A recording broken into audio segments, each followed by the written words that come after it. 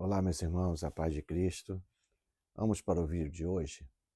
Esse vídeo de hoje ele tem tudo a ver com o momento que a gente está vivendo, né? Eu vou esclarecer algumas coisas, né? Eh, Sobre esse conflito entre Israel e Irã, né? Primeiro eu vou dar um panorama geral sobre isso, né? E depois eu vou falar sobre o que eu acho, né? Dessa circunstância diante da Bíblia Sagrada, tá? Mas vamos orar em primeiro lugar, irmãos. Vamos. Deus e Pai, em nome de Jesus, Senhor. Que o Senhor abra os nossos olhos, que nós possamos ter entendimento para ver o que está acontecendo no mundo, meu Pai. Jesus está voltando, essa é a única certeza que nós temos, meu Pai. Abençoa cada irmão, abençoa cada irmã, em nome de Jesus. Amém e amém. Amém, irmãos. Então vamos lá. Em primeiro lugar, né, quando acontece alguma coisa no Oriente Médio, né, vem logo a memória, né, eh, sobre eh, os árabes e os judeus, né, sobre Ismael e sobre Isaac, né? Só que esse conflito aqui, irmãos, não tem nada a ver com isso, tá? Às vezes as pessoas falam coisas sem saber, não é? Por quê? Porque o Irã não é um país árabe. O Irã, ele é um país persa.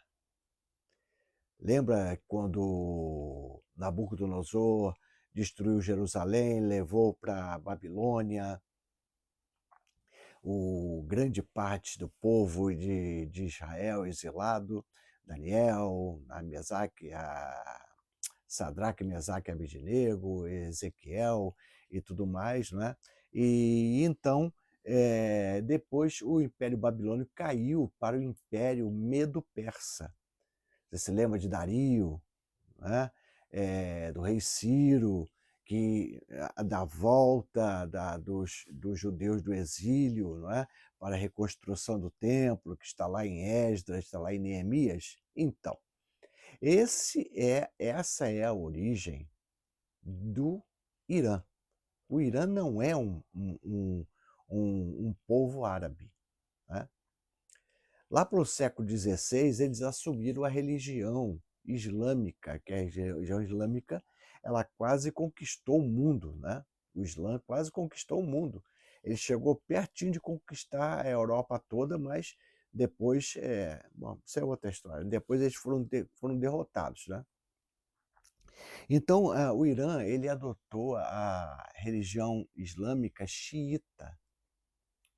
Existem basicamente, existem outras, né? Mas basicamente as duas maiores doutrinas do Islã, né? São os xiitas e são os sunitas. Os sunitas representam 90% da religião dos países árabes. E os xiitas representam uma parte muito menor de 10%. Né? Os sunitas são mais liberais, né? Não que haja uma liberalidade total, né? Mas são um povo mais liberal. Né? E os xiitas são aquele povo mais radical. Né? A gente pensa que até te falar, a pessoa é xiita e tudo mais. Né? Então, o Irã, já há algum tempo, né, ele é governado, né, pelos ayatolás, né, que vamos dizer assim, para a gente ter uma ideia para a nossa cultura, né, é como se fosse o Papa governando. Né, e ele colocaria um primeiro-ministro lá, né, para dar as ordens, mas quem manda é o ayatolá, ou a nossa cultura seria o Papa, né, que mandaria. E são pessoas super radicais também, né. A religião xiita, ela é super radical. Tanto é que o Irã é um dos países mais fechados, né, para a cultura. Eles detestam a todos do Ocidente, sem exceção. Aliás, eles detestam a todos, né, só não detestam eles próprios, né. Então, por exemplo, as mulheres que não usam o véu, né, elas podem ser apedrejadas, muitas são apedrejadas. Né? Existem fiscais do regime que ficam nas ruas sem as pessoas saberem quem são, para ver, olha, tá lá uma pessoa ali sem o véu lá, e vai e denuncia essa pessoa. E essa pessoa é presa e pode ser executada. Homossexuais são apedrejados, né? Você vê como é a ignorância das pessoas, né? Muitos aí dos movimentos aí, né, que apoiam, né, os radicais, né, do Hamas e tudo mais, né, são os mesmos que apoiam o homossexualismo, ou o LGBTQI+, não sei o quê, né? São os mesmos. Só que esse regime é totalmente contrário, né, à, à questão do homossexualismo. Você vê como é que o povo é ignorante, né?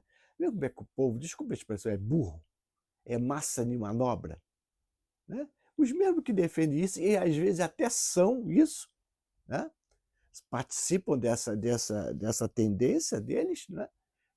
Problema deles, mas se fossem governados por esses grupos, seriam apedrejados, seriam mortos. Que coisa, né? Então, esse tipo de coisa acontece, né? Os cristãos são vigiados, né? Há a possibilidade, né? Há a possibilidade ainda no Irã de abrir, assim como na China, né? De ter um grupinho, né?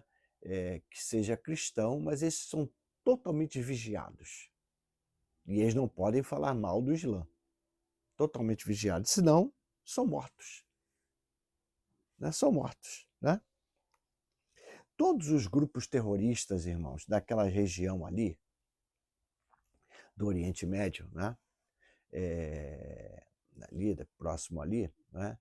Todos os grupos terroristas, Hamas, que está ali na faixa de Gaza, é a batalha que Israel já teve e está tendo ainda, né? O Hezbollah, que está no Líbano, né? Os Houthis, né? Que estão, se eu não me engano agora, vai falar da Somália, eu acho, né? Se eu não estou mandando a Indonésia. Bom, agora me deu um lapso agora, que eu vou me lembrar até lá, né? Então, o que acontece? Todos esses grupos, eles são, né, financiados pelo Irã. Eles são financiados pelos ayatolás. São eles que fornecem armamento, são eles que fornecem dinheiro para esses grupos se sustentarem, com um único objetivo, de atacar o Ocidente, atacar principalmente Israel. Né? Então nós vemos, não é agora, né, que começou essa guerra contra o Hamas e tudo mais, mas desde sempre, né, esses grupos, né, principalmente esses três que eu falei, né, eles enviam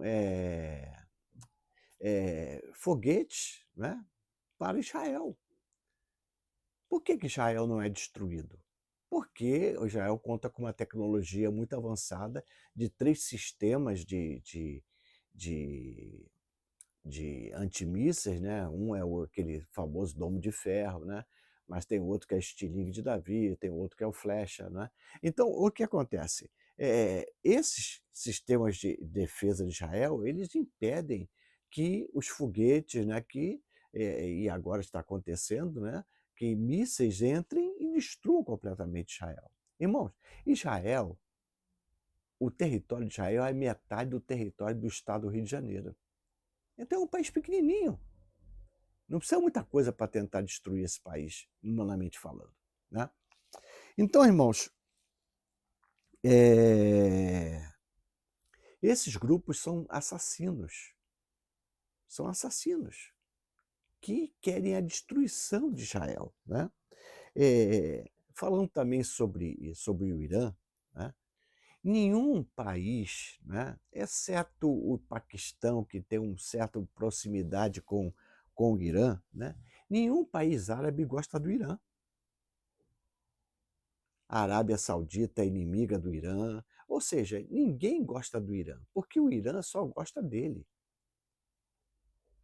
Então você pode reparar que hoje você assistiu a um noticiário, você pode reparar que nenhum país árabe daquela região ali, né, Jordânia, Arábia Saudita, né, Catar, o Egito, ninguém está falando assim: "Não, espera aí, eu vou ajudar vocês", né. Por quê?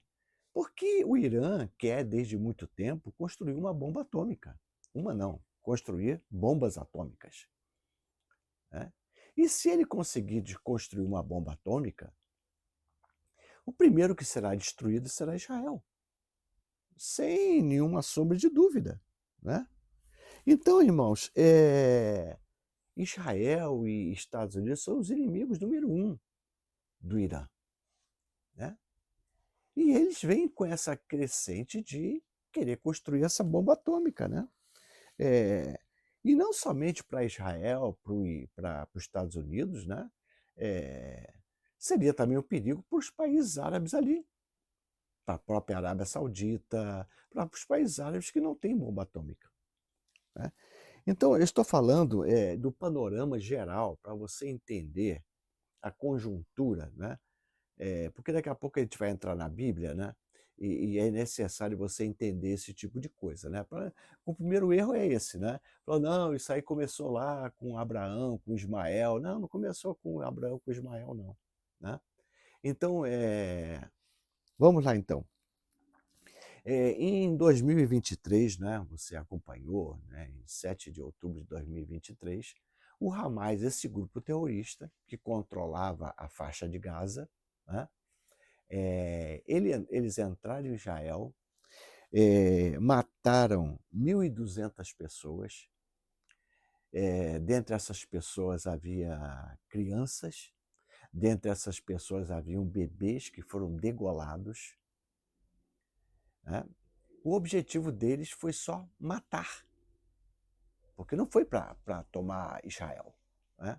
Levaram, também, 251 pessoas sequestradas, que dentre essas pessoas sequestradas muitas já morreram, né, nesse período de sequestro, né.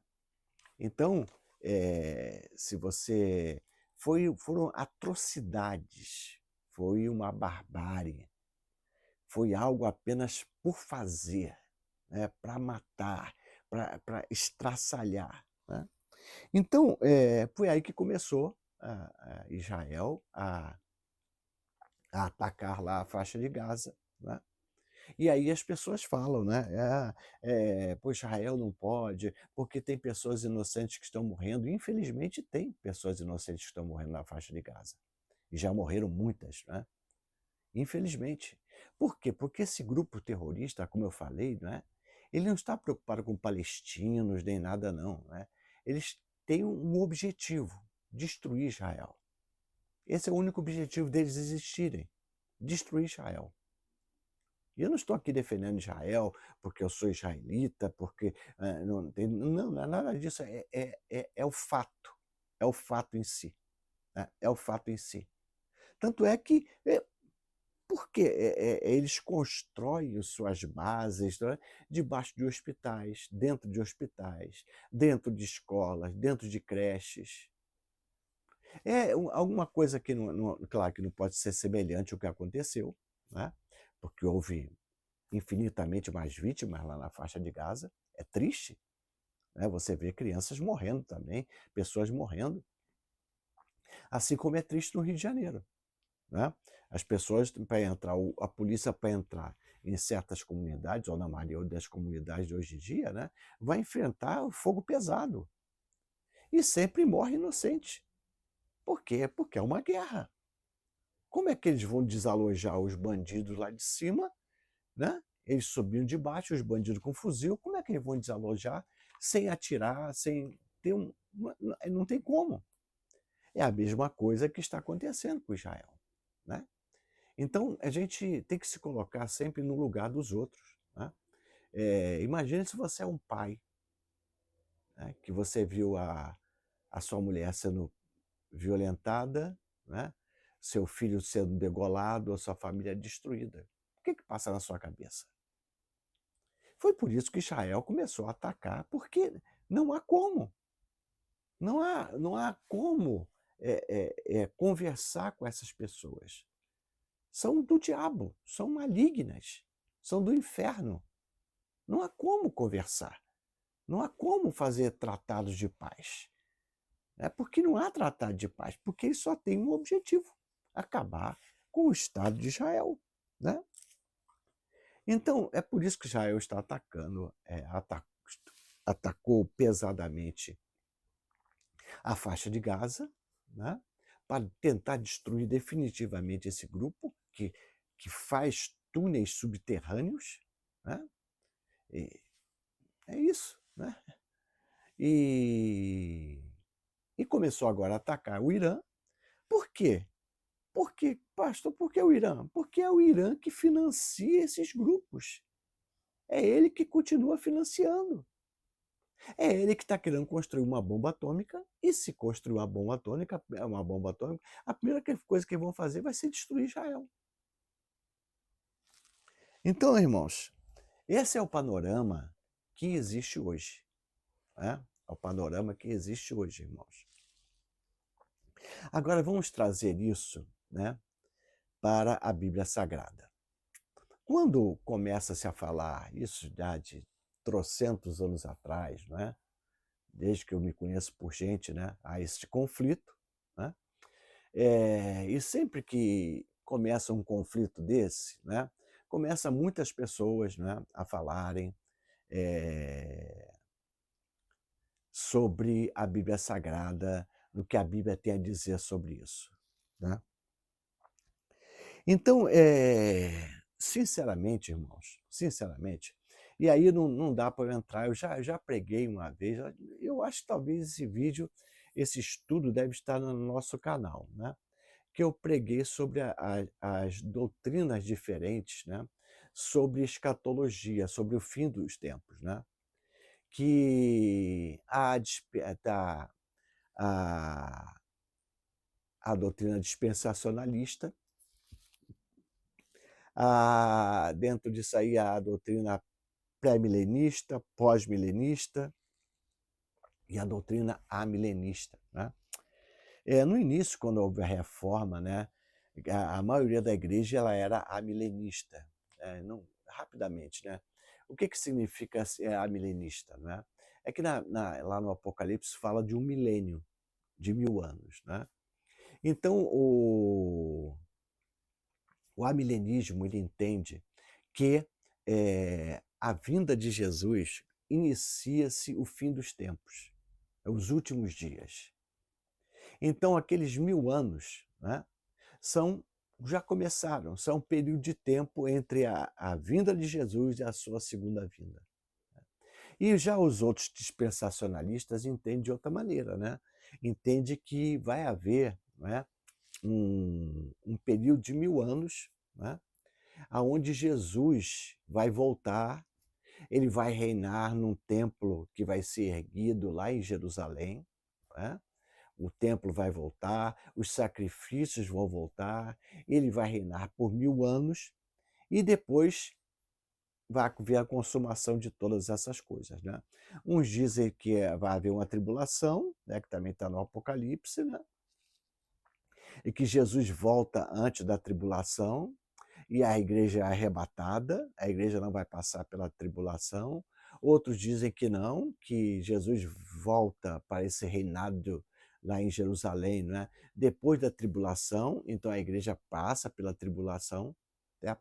Então, nesse momento, né, isso não tenho acompanhado, né, porque eu não gosto muito, né? E muitas pessoas já devem estar falando sobre isso, né? Talvez você esteja até recebendo alguns posts, algumas coisas, né? Falando sobre esse período. Olha, é isso. E começam citações sobre, principalmente o livro de Daniel e o livro de Ezequiel, certo? Então, irmãos, eu sou amilenista, como a igreja histórica era, né? E também era a a parte dispensacionalista e pré-tribulacionista, né, aconteceu muito com o advento do pentecostalismo, né. Eu não quero entrar muito nesses detalhes, tá? Mas eu quero só apenas abrir o seu leque, né.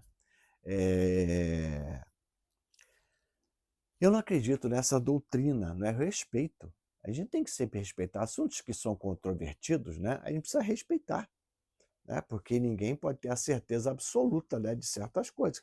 Cada um interpreta certas passagens da Bíblia, né, de uma maneira, né. Mas eu não acredito que Jesus vai voltar para fazer um reino terreno. Aliás, quando ele veio a primeira vez, ele não fez reino nenhum terreno, né. Ele falou ao contrário, né: "O meu reino não é deste mundo". Então é estranho, né, essa coisa de que agora Jesus vai fazer um reinado aqui, né, para levar, as pessoas se voltarem contra para ele, né. E isso ele causa, porque as pessoas quando começam a falar sobre essas versões, né, é algo que impacta, né, porque parece que a gente está vendo um filme de Guerra nas Estrelas, assim, e tudo mais, né. Veja um filme que fez muito sucesso, né, foi evangélico, né, Deixados para Trás. Teve o Deixados para Trás 1 e Deixados para Trás 2, né. Isso fez muito sucesso, né, foi, né, muito falado, né, e fala sobre essa visão, né. Nesse caso desse filme, né, as pessoas foram arrebatadas e ficaram aqui para passar pela grande tribulação, as pessoas que não verdadeiramente não sei lá, né, é difícil até explicar, né, que não seguiam direito a Jesus, né. Teve até um pastor que ficou nesse filme, né, não foi arrebatado. Acho muito complicado esse tipo de coisa, sabe, irmãos, que vai haver uma batalha entre Jesus e o diabo, mas se o Jesus já venceu a Satanás, Satanás já foi completamente derrotado, por que que vai haver uma batalha? Sabe, são coisas assim, o diabo foi expulso do céu, e Jesus nem foi lá falar com ele sobre para ele ser expulso do céu. A Bíblia diz que Daniel e os seus anjos pelejaram contra o dragão, e foi lançado ao dragão, a besta, não é, perdão, ao dragão, e os anjos que estavam acompanhando ele foram lançados para a terra. Então essas coisas, apesar de eu respeitar, né, eu vejo de uma maneira muito, sei lá, muito espalhafatosa, assim, não é. O que eu creio verdadeiramente é que Jesus, quando voltar, ele vai voltar como juiz, né, ele vai voltar para consumar todas as coisas, para julgar os vivos e os mortos, né. Então, Israel hoje para mim, né, Israel hoje para mim, e para quem crê dessa maneira, né, que também é muita gente, né, que crê dessa maneira, Israel é um país como outro país, certo? Os israelitas que moram lá, os judeus que moram em Israel, que na sua grande maioria não aceitaram Jesus desde aquela época, quando Jesus veio, né, rejeitaram, pediram Barrabás, né, e pagaram uma consequência grande por isso. Então Israel, hoje para mim é um povo como qualquer outro povo, é um país como qualquer outro país, né. Eu sei que a gente tem essa coisa, né, muitos têm essa coisa, né, de fazer uma igreja quase judaizante, né, bota o candelabro, bota a Arca da Aliança, bota, sei lá, tantas coisas assim, né, que não tem nada a ver conosco, não tem nada a ver com o cristianismo, né. Então Israel é um país como qualquer outro. Quem morre em Israel, que nasceu em Israel e morrer em Israel, eh, sem aceitar Jesus, vai para o inferno. Não há escapatória. Só em Cristo Jesus há salvação, irmãos. Só em Cristo Jesus. Não há em nenhum outro. Nenhum outro. Ele é o Senhor. Se quem não aceitar a Ele, não está salvo. Crê no Senhor Jesus, serás salvo. Confessa a Ele com a sua boca. crê no seu coração e será salvo. Quem não faz isso, não tem outra forma, né? Não existe outro meio, irmãos. Não existe outro meio. Então, alguns dizem por aí, já vi vários negócios, Israel é o relógio de Deus, né? E veja o que está acontecendo em Israel e você vai saber a volta de Jesus. Não creio dessa maneira, irmãos. Israel é um povo, é um lugar como qualquer outro, né? Como qualquer outro. Agora, creio sim, creio sim. Mas, pastor, por que que esse povo, então, pequenininho, ele consegue vencer outros povos maiores? Teve a guerra dos 7 dias, dos 6 dias, 7 dias, não é? Que Israel venceu, né, e tudo mais, contra todo o povo árabe. Porque Deus fez uma aliança com aquele povo. Deus fez uma aliança com Abraão, com Isaac e Jacó. Deus prometeu dar aquela terra, né, aos descendentes de Abraão, aos descendentes de Isaac, aos descendentes de Jacó. Então a promessa de Deus, irmãos, ela é infalível. Ela é infalível, ela não volta atrás. Então, apesar desse povo ter rejeitado Jesus, e glória a Deus porque eles rejeitaram, porque foi aberta a oportunidade para nós, né, os gentios. Então, o que acontece, irmãos? Esse povo, ele tem uma aliança que Deus fez com ele, de dar aquela terra a ele. E é isso que eu entendo, irmãos. Deus vela pela sua palavra para fazê-la cumprir. Né? Então, apesar daquele povo ser um povo. Irmãos, nem todo judeu é um judeu ortodoxo, a grande maioria não o é. Eu conheci aqui no Brasil, né, judeus, né, que frequentavam sinagoga, né? Trabalhei numa empresa que havia judeus que trabalhavam, que tinham família em Israel, que frequentavam sinagoga, e essas pessoas não sabiam nada da Torá. Nada. Eu falava para eles sobre Moisés, coisas que eles não sabiam. Então, não é bem assim, não é? Ou seja, agora, a promessa que Deus fez, ele vela para cumprir. Então, eu creio que ninguém vai tomar aquela terra daquele povo. Por quê? Porque aquele povo é santo? Não, porque Deus fez uma promessa. E Deus vela pela sua promessa. Agora, a respeito de salvação, não. Aí é outra coisa totalmente diferente, né? Creio também na palavra de Paulo, que Paulo fala sobre o Israel, né, que foram rejeitados e tudo mais. E Paulo fala que, ele fala assim, né, que vai haver, que Deus abriu as portas para os gentios, né, até que haja a plenitude dos gentios, e ele vai se voltar para Israel. Eu creio nisso. Eu creio que antes da volta de Jesus, Deus vai fazer um avivamento naquela terra. Vai despertar os olhos daquele povo para que quem crê possa ser salvo, aceitar Jesus como seu Senhor e Salvador. Né? Isso eu creio, que vai haver um avivamento em Israel antes da volta de Jesus. Mas isso é avivamento, eu falo em relação a pessoas, não a Estado. Não a Estado. Em relação a pessoas, não ao país. Né? Então o judeu que morre hoje sem Cristo, ele vai para o inferno. Não tenha dúvida disso, irmão. Não tenha dúvida. Ou então, a gente tem que jogar a Bíblia no lixo. Né? Amém? Então, fica claro, irmãos, pelos escritos apostólicos, né? E o diácono Diego pregou até no domingo, né? Ele levantou isso, falou sobre isso, né? Que fica claríssimo que todos os apóstolos, né?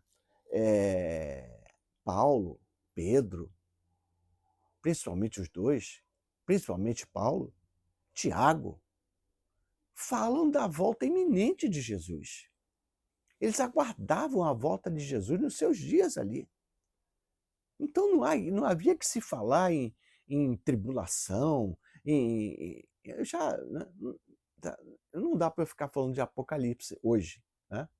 Se vocês quiserem que eu, mais uma vez, volte um estudo de Apocalipse, a gente pode depois pensar nisso. Né? Mas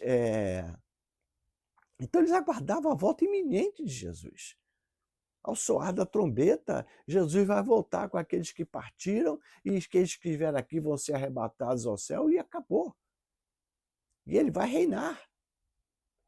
Então é dessa forma que eu creio, irmãos. A volta de Jesus será para consumar todas as coisas, será para o juízo final, né? Ele não tem que, com o sopro da sua boca, ele destrói Satanás. Ele não tem que pelejar, né? No Vale do Armagedon, cavalos vão de um lado, cavalos vão do outro, e Jesus vai montado no cavalo branco, e Satanás, sabe? A gente ouvir essas coisas, né? E é legal assim, né? De falar, puxa, que coisa bacana, parece que a gente está no meio de um filme, mas não acredito nisso não, irmão. Mas eu respeito tais pessoas.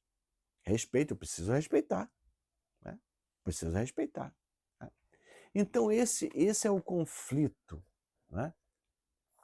Que está posto diante de nós. Né? É o conflito, né? De um povo que foi estabelecido por Deus para estar naquele lugar.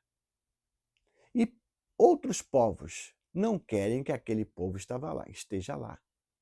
Não é que querem subjugar Israel. Né? Tem um documentário na Brasil Paralelo que fala do lado ou outro do rio. Eu acho que é mais ou menos isso o título, né? Ou seja, o que os palestinos, né? Que palestino também não existia, não, gente. Isso é ficção, isso é mentira, viu? Não, aquela terra era dos palestinos. Não! Palestino, né? Filistino, foi um nome dado por César. Depois que Israel, depois de Cristo morrer, lá para os anos 70 por aí, não é? Depois que Jesus já está morto e tudo mais, que um César, eu não me lembro agora o nome dele, né? Para fazer pouco, né, de Israel, falou assim: ó, agora esse lugar aqui não vai ser mais Judéia, não. Aqui vai ser Filistina, porque ele ouvia falar que os filisteus eram os inimigos cruéis de Israel. Então ele resolveu botar aquele lugar, o nome daquele lugar de Filistia. Né? Aí veio Palestina. Então os judeus já estavam lá há muito mais tempo do que a Palestina. São tudo coisas de retóricas para enganar, né? Para você ficar pensando, olha, aquele povo já existia. Nada, nada disso, nada disso. Né? Assim como há árabes, judeus em Israel nos dias de hoje, há árabes judeus. Né? Então, nesse documentário da Brasil Paralelo, é falado, está na bandeira da Palestina, né, que o objetivo deles é do mar até o Rio Jordão, ou seja, acaba Israel. O objetivo desses grupos não é dominar Israel, é aniquilar, destruir, tirar do mapa. Então, é simplesmente isso aí, irmãos. Então, eu espero que você tenha aberto um pouquinho a seu entendimento desse tipo de coisa. E não fique pensando, está acontecendo isso que Jesus está voltando. Não creia dessa maneira, não. Não creia dessa maneira, não. Jesus vai voltar. Pode voltar até hoje. Né? Ele vai voltar, mas independente de guerra em Israel, independente do que aconteça. Amém? Jesus abençoe vocês abundantemente. Fiquem na graça de Deus, da paz. Tchau, tchau.